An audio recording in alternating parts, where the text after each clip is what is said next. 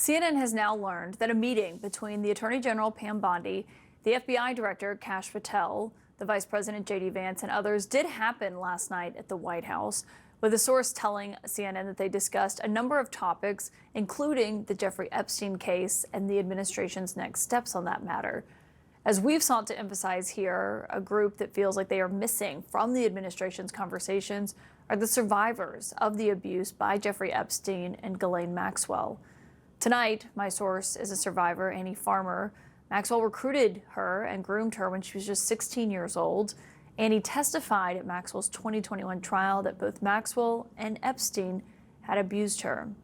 And Annie joins me now, along with her attorney, Jennifer Freeman, is back with us. And I'm very grateful to have both of you here tonight because, Annie, I do think this is something that is missing from a lot of the conversation about subpoenas or witnesses or Congress. And, just for everyone to remember, you testified at Maxwell's trial. You were actually the only survivor to do so by your full name. Others did so by pseudonyms, understandably. And I just, one, I want to say thank you for being willing to come back and talk about it. But secondly, I wonder what you want people to know who are at home, who are watching all of this play out with Ghislaine Maxwell tonight. Well, first, I just want to say thank you so much for having me here and also for the coverage you've been doing centering survivors, because I agree that that's something that hasn't been done nearly enough in these last few weeks. I think that, one thing I think it's important people understand is that this chaotic process that's been unfolding has a real cost for survivors. A central part of trauma is a feeling of a lack of control, and that has certainly been triggered here, and I think has a lot of us feeling, very uneasy, really exhausted by this process. And we are learning things just like everybody else, mostly, through the news, through text from friends. We have not been given any kind of a heads up about things that are happening that are directly related to us. These meetings, even this prison transfer was something I expected we would learn about prior to learning about it in the news, and unfortunately that's not how it has unfolded. Yeah, when you find out that Ghislaine Maxwell is being moved, which we really haven't been told why or who signed off on that, from this prison in Florida to a lower security federal camp in Texas, I wonder what goes through your mind when you hear that. Honestly, just even learning that the DOJ would be meeting with her was extremely disturbing. This is someone who has been convicted of sex trafficking, by a jury. She not only procured girls and young women for Epstein, but she also participated in the abuse of minors. And, to hear that they are meeting with her and considering involving her in the investigation after she has been,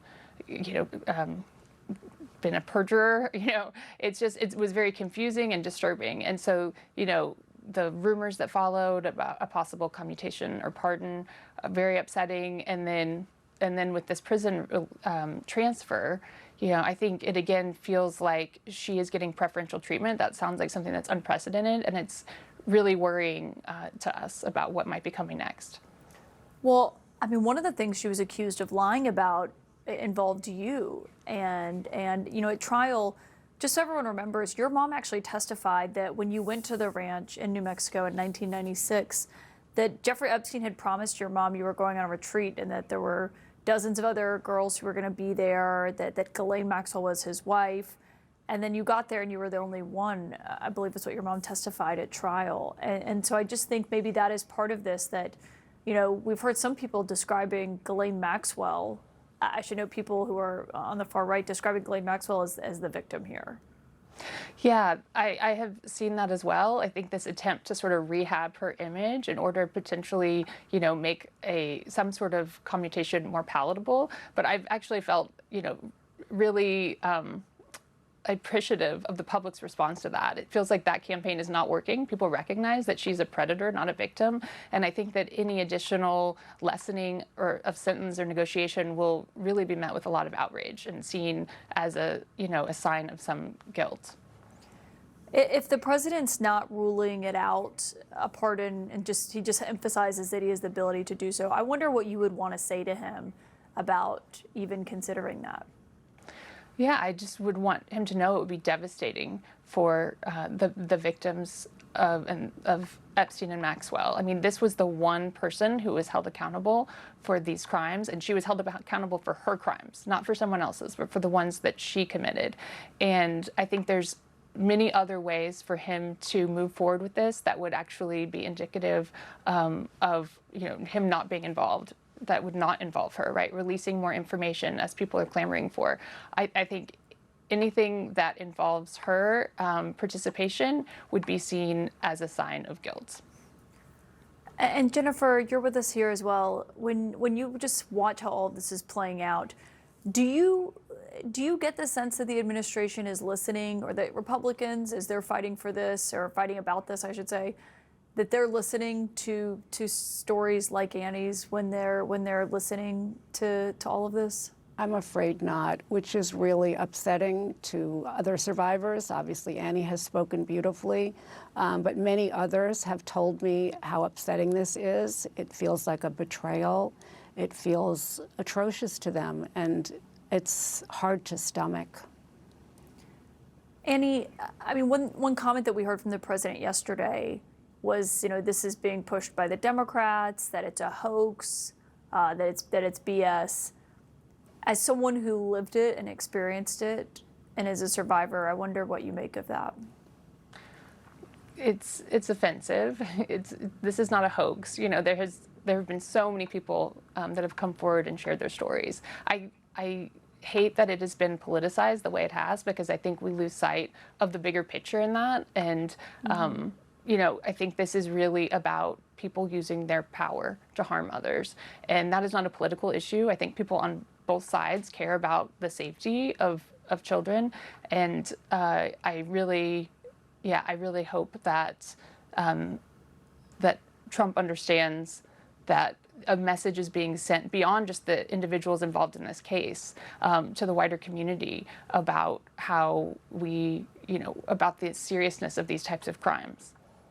And Annie, where do you personally come down on the calls to release everything? Do you agree with that? Yes, I'm definitely supportive of more transparency in this case. My sister has filed this lawsuit in order to have more information released as to why her 1996 FBI report, why nothing was done, right? That's something that has been so upsetting for us, to know how many people were harmed that didn't need to be if there had been more follow-up at that time. And a piece of this case that hasn't gotten a lot of attention is the fact that, when she was assaulted, there were also photos that were stolen from her. She was an artist, she was a figurative artist, and she took photos of myself and my sister, partially nude photos, to work from, as a lot of artists do. But those photos were stolen by Maxwell and Epstein, and we've never been told, even though we know that photos have been found, we've never been told, were our photos a part of that? We would like to know, of course, if that is the case. And I think that's the kind of thing transparency might bring. It's more information for people involved. Yeah. Well, and when you ask those questions, does anyone answer? What kind of response do you get?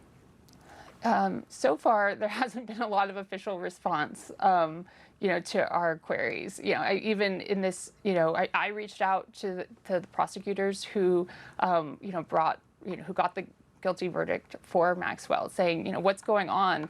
And they knew so little because they have not been involved in this process. So I wrote a letter to Deputy Attorney General Blanche saying, these are my concerns about what's happening, and there has not been a response. So, I know, speaking with other survivors in this case, that even though so many politicians are talking about this, I don't think anyone has actually been contacted by anyone. So you reached out to the Deputy Attorney General, and you haven't heard back? Yes. Wow.